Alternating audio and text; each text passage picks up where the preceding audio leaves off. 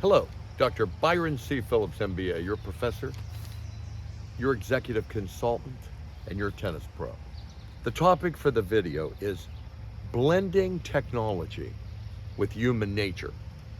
Should technology be blended with human nature, or should it be the converse?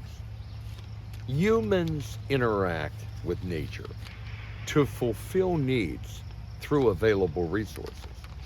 Humans also transform natural things into resources through technology and create institutions to accelerate economic development. Clifton and Harter, in the book It's the Manager, noted, quote, "It's vital to understand that brains give birth to machines," end quote.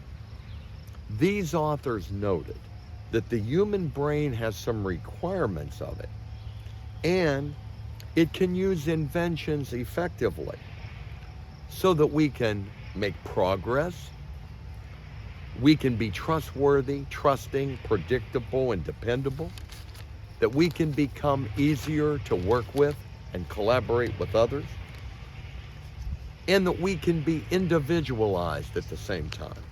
These astute researchers and writers reminded us of the power of technology, but only when it's combined with the power of people. We can have a tremendous impact on transforming the workplace of the present and the future by realizing the importance of technology and human nature. It still boils down to having the best possible managers and an effective measurement system in place.